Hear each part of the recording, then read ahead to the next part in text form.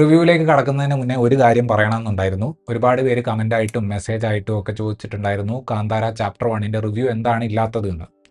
ചാനലായിട്ട് സജീവമാകുന്നതിന് മുന്നേ വെബ്സൈറ്റിലും പേജിലും ഫോളോ ചെയ്യുന്നവർക്ക് അറിയുന്ന കാര്യമാണ്. എന്നിരുന്നാലും ഞാൻ ഒന്നും കൂടെ പറയാം.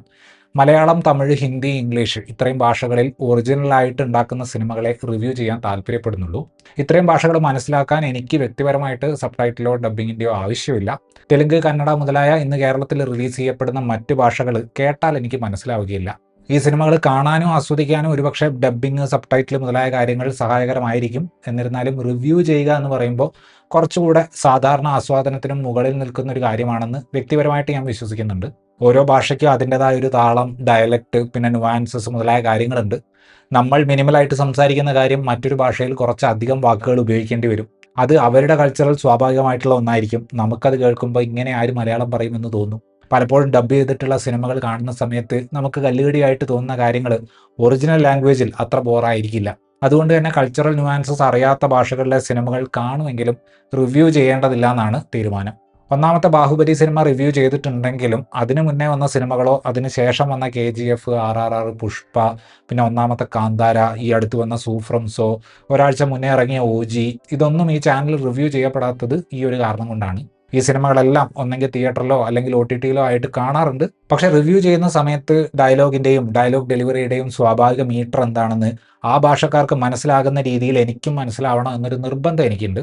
ഇംഗ്ലീഷ്, ഹിന്ദി, മലയാളം, ഇംഗ്ലീഷ് സിനിമകളുടെ കാര്യത്തിൽ അത് സാധിക്കാറുണ്ട്. മറ്റ് ഭാഷകളിൽ അത് സാധിക്കാത്തത് കൊണ്ടാണ് അവയൊന്നും റിവ്യൂ ചെയ്യാത്തത്.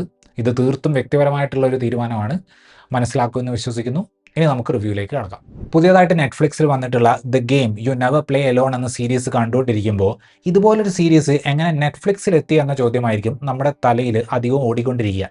ഡയലോഗുകളിലൂടെ എക്സ്പ്ലെയിൻ ചെയ്യുന്നതും സ്പൂൺ ഫീഡ് ചെയ്യുന്നതും ഒക്കെ അത്രയ്ക്ക് അധികമാണ് ഈ സീരീസിൽ.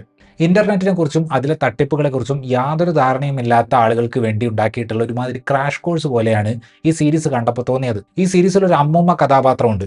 മൊത്തത്തിൽ കഥ പറച്ചിലിന്റെ ഒരു ലെവൽ വെച്ച് നോക്കുമ്പോൾ സ്മാർട്ട് ഫോൺ ഒക്കെ ഉപയോഗിക്കാൻ ബുദ്ധിമുട്ടുള്ള ആ ഒരു തലമുറയാണെന്ന് തോന്നുന്നു ഇവർ ടാർഗറ്റ് ഓഡിയൻസ് ആക്കി വെച്ചിട്ടുള്ളത്. ഒരു ഗെയിം ഡെവലപ്പർ ആയിട്ടുള്ള കാവ്യയാണ് നമ്മുടെ കേന്ദ്ര കഥാപാത്രം. കാവ്യയുടെ ഭർത്താവ് അനൂപും ഒരു ഗെയിം ഡെവലപ്പറാണ്. ഹിറ്റായിട്ടുള്ള ഒരു ഗെയിം സ്വന്തമായിട്ട് ഉണ്ടാക്കിയിട്ടുള്ള വ്യക്തിയാണ് അനൂപ്. അങ്ങനെ ഇരിക്കെ കാവ്യ പുതിയതായിട്ട് ഉണ്ടാക്കിയ ഗെയിമിന് കാവ്യയ്ക്ക് അവാർഡൊക്കെ ലഭിക്കുന്നു. പക്ഷേ അവാർഡ് ലഭിച്ച ദിവസം തന്നെ കാവ്യ ആക്രമിക്കപ്പെടുകയാണ്. തന്നെ ആക്രമിച്ചവർ ആരാണെന്ന് കാവ്യയ്ക്ക് മനസ്സിലാക്കാൻ പറ്റുന്നില്ല. ആരാണ് തന്നോട് ഇത്രയും ദേഷ്യമുള്ള വ്യക്തികളെന്ന് കണ്ടുപിടിക്കാനുള്ള കാവ്യയുടെയും പോലീസിന്റെയും ശ്രമങ്ങളാണ് നമ്മൾ ഈ സീരീസിൽ കാണുന്നത്. ദീപ്തി ഗോവിന്ദരാജൻ എഴുതിയിട്ടുള്ള ഈ സീരീസിന്റെ മെയിൻ ത്രെഡ് വളരെയധികം ജനറിക് ആണ്. വലിയ റിവീലിംഗ് പോലെ കാണിക്കുന്ന പല പോയിന്റുകളും യാതൊരു ഫ്രഷ്നെസ്സും ഇല്ലാത്തതാണ്. എഴുത്തിന് ക്ലിഫ് ഹാങ്ങറുകൾ ഉണ്ടാക്കാൻ പറ്റാത്തതുകൊണ്ട് ഓരോ എപ്പിസോഡിന്റെ അവസാനം ബാക്ക്ഗ്രൗണ്ട് സ്കോറാണ് ആ പണിയെടുക്കുന്നത്. സമൂഹത്തിൽ നിലനിൽക്കുന്ന സ്ത്രീ വിരുദ്ധതയെ കഥയെ മുന്നോട്ട് കൊണ്ടുപോകുന്ന ഒരു ഫോഴ്സ് ആക്കിയിട്ട് കാണിക്കുക എന്നതാണ് ദീപ്തി ഉദ്ദേശിക്കുന്നത്. പക്ഷെ ഒരു അടിപൊളി ത്രില്ലർ കണ്ടതിന് ശേഷം ഇതിനെ ഡ്രൈവ് ചെയ്യുന്ന ഫാക്ടർ സ്ത്രീവിരുദ്ധതയാണ് എന്ന് നമ്മൾ മനസ്സിലാക്കി എടുക്കുന്നത് പോലെയല്ല ഇവിടെ സ്ക്രിപ്റ്റ് എഴുതി വെച്ചിട്ടുള്ളത്. ഏറ്റവും ആദ്യത്തെ എപ്പിസോഡിൽ കാണിക്കുന്ന കാവ്യയുടെ ഇന്റർവ്യൂ, അത് കഴിഞ്ഞ് കാവ്യയുടെ കേസ് അന്വേഷിക്കുന്ന വനിതാ SI അവരുടെ സീനിയർ ഓഫീസറിൽ നിന്ന് നേരിടുന്ന പെരുമാറ്റം, അങ്ങനെ കഥയുടെ ഓരോ ഘട്ടത്തിലും വളരെ ഒബ്വിയസ് ആയ രീതിയിൽ ഈ ഒരു സംഗതി കുത്തിക്കയറ്റി വെച്ചിട്ടുണ്ട്.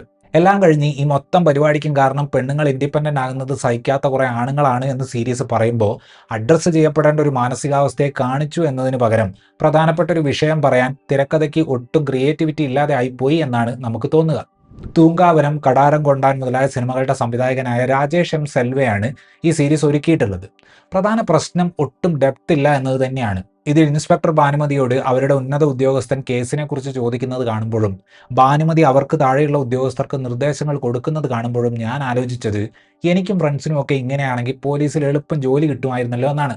പോലീസുകാർ തമ്മിലുള്ള സംഭാഷണങ്ങളാവട്ടെ, ഒരു ഗെയിം ഡെവലപ്മെന്റ് കമ്പനിയുടെ ഉള്ളിൽ നടക്കുന്ന കാര്യങ്ങളാകട്ടെ, അവിടെയെല്ലാം ഡയലോഗുകൾ എഴുതി വെച്ചിട്ടുള്ളത് ഇതിനെപ്പറ്റി ധാരണയില്ലാത്ത പ്രേക്ഷകന് കാര്യം മനസ്സിലാക്കി കൊടുക്കുക എന്ന ഉദ്ദേശത്തോടെയാണ്. ഇങ്ങനെയൊക്കെ ഏത് പോലീസുകാർ അല്ലെങ്കിൽ ഏത് ഗെയിം ഡെവലപ്പർമാരാണ് പരസ്പരം സംസാരിക്കുക എന്ന് നമുക്ക് തോന്നിപ്പോകും. അത്രയ്ക്ക് മോശമാണ് ഡയലോഗുകൾ.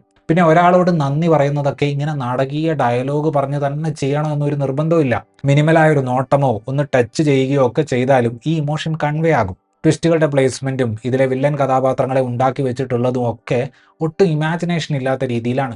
കാവ്യ എന്ന ഇതിലെ പ്രധാന കഥാപാത്രത്തെ ചെയ്തിട്ടുള്ളത് ശ്രദ്ധ ശ്രീനാഥാണ്. ക്യാരക്ടർ ഡെവലപ്മെന്റ് ലെവലിൽ തിരക്കഥ ഒരു തരത്തിലും ശ്രദ്ധയെ സഹായിക്കുന്നില്ല.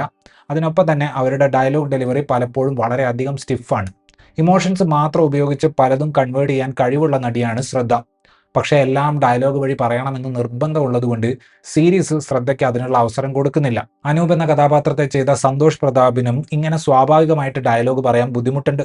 ആ ക്യാരക്ടർ ഇമോഷണൽ ആയിട്ട് പെരുമാറുന്ന ചില ഭാഗങ്ങളിലൊക്കെ അഭിനയം ആർട്ടിഫിഷ്യൽ ആയിട്ട് തോന്നി. ഇൻസ്പെക്ടർ ഭാനുമതിയായിട്ട് വന്നിട്ടുള്ള ചാന്ദിനി തമിഴരസന്റെ പ്രകടനം പലപ്പോഴും സീരിയൽ നിലവാരത്തിലേക്ക് പോയതുപോലെ തോന്നി. കാവ്യയുടെ നീസിന്റെ കഥാപാത്രത്തെ അവതരിപ്പിച്ചിട്ടുള്ളത് ഹേമയാണ്. ഉദ്ദേശിച്ച കാര്യം പറയാൻ വേണ്ടി തിരക്കഥ ആ ക്യാരക്ടറിനെ ആവശ്യത്തിലധികം നൈവാക്കി മാറ്റുന്നുണ്ട്. ഈ സീരീസിലെ വില്ലന്മാരെ എഴുതിയിട്ടുള്ളത് ആ കഥാപാത്രങ്ങളോടുള്ള ദേഷ്യം വെച്ചിട്ടാണെന്ന് തോന്നുന്നു. അതുകൊണ്ട് തന്നെ വില്ലന്മാരുടെ ഐഡിയോളജിയും അത് അവതരിപ്പിച്ച ആളുകളെയും നമ്മൾ സീരീസ് കഴിയുമ്പോൾ ഓർത്തിരിക്കാൻ സാധ്യതയേയില്ല. ഇന്റർനെറ്റിന്റെ ചതിക്കുഴികളെക്കുറിച്ചുള്ള ബിഗ് ബജറ്റ് പരസ്യമാണ് ദ ഗെയിം എന്ന് വേണമെങ്കിൽ പറയാം. ഡാർക്ക് വെബ്, ട്രോളുകൾ, ഇന്റർനെറ്റിലെ തട്ടിപ്പുകൾ എന്നിവയെക്കുറിച്ച് കാര്യമായ ധാരണയില്ലാത്തവർക്ക് ഒരു ഭീതി ക്രിയേറ്റ് ചെയ്യുക എന്നതാണ് ഈ സീരീസ് കൊണ്ട് നടക്കുന്നത്. അങ്ങേയറ്റം ബേസിക് ആയിട്ടുള്ള ഈ സീരീസ് കണ്ടിട്ട് നിങ്ങൾക്ക് ടെൻഷനോ പേടിയോ ഒക്കെ തോന്നുന്നുണ്ടെങ്കിൽ ചുറ്റും നടക്കുന്ന കാര്യങ്ങളുമായിട്ട് നിങ്ങൾ അങ്ങേയറ്റം ഡിറ്റാച്ച്ഡ് ആണ് എന്നാണ് അർത്ഥം. അത് അത്ര വലിയ നല്ല കാര്യമല്ല. ഈ സീരീസ് കണ്ടുകൊണ്ടിരിക്കുമ്പോൾ എന്നെ അലട്ടിയ ഒരു സാധനം എന്താണെന്ന് വെച്ചാൽ ഡെബിറ്റ് കാർഡുകളും ക്രെഡിറ്റ് കാർഡുകളും ഒക്കെ എങ്ങനെയാണ് ഈ കഥയിൽ പിന്നും OTPയും ഒന്നുമില്ലാതെ ആളുകൾ ഉപയോഗിക്കുന്നത് എന്നതാണ്. ഇനി ഹാക്ക് ചെയ്തു എന്നാണെങ്കിൽ കേസ് അന്വേഷിക്കുന്ന പോലീസുകാരെങ്കിലും അതൊന്ന് അക്നോളജ് ചെയ്യണ്ടേ.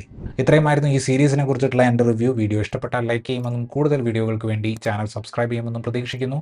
താങ്ക്